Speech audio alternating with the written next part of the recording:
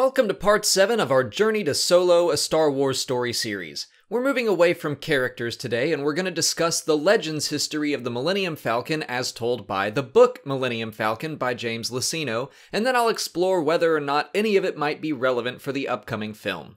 The story actually takes place nearly 40 years after the events of Return of the Jedi, after the Yuuzhan Vong War and the Second Galactic Civil War. Han and Leia's granddaughter sparks some interest in finding the Falcon's previous owners, and starting with Lando, they follow the trail.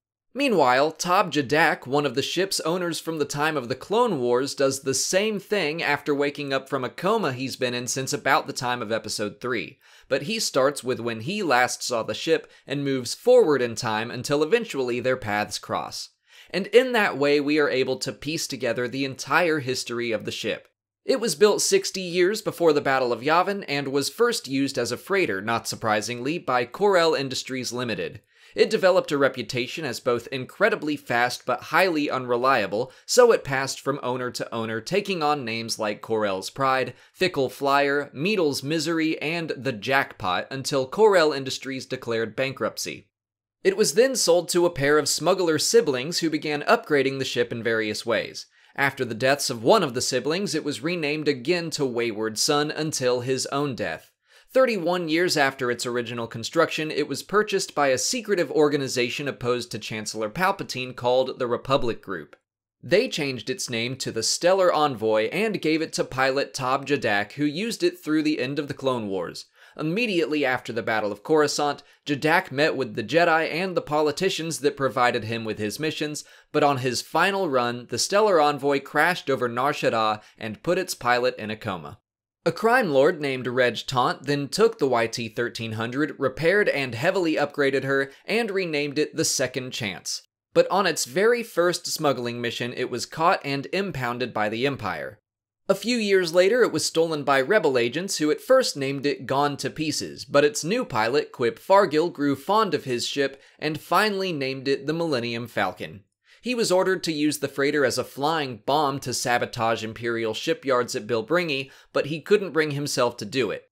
So he deserted the rebellion and donated the ship to a doctor who then sold her to a traveling circus whose owner lost it in a wager against Lando Calrissian, who, as we all know, finally lost it to Han.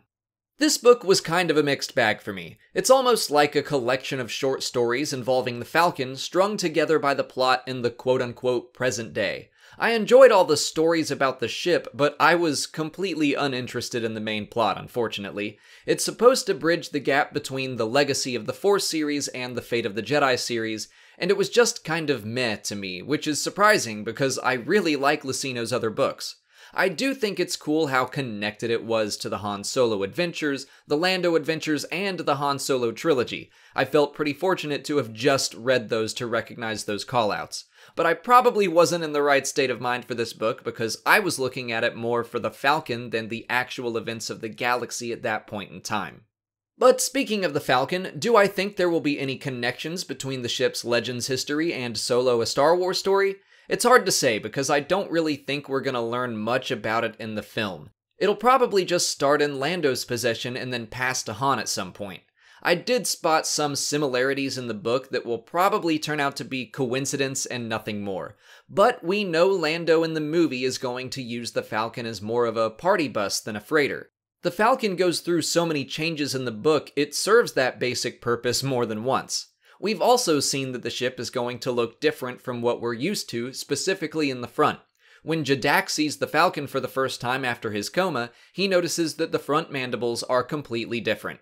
Other than those small moments, I'm not expecting the Legends history of the Millennium Falcon will influence its appearance or history as told in Solo, a Star Wars story. So that's it for the book. Tune in next week where I'll be talking about Scoundrels, which is a heist story featuring Han, Chewie, Lando, and the Falcon. If you haven't already, please like this video, subscribe to the channel, follow me on Twitter, Instagram, and Facebook, and consider checking out my Patreon page. As always, thanks for watching, and may the Force be with you.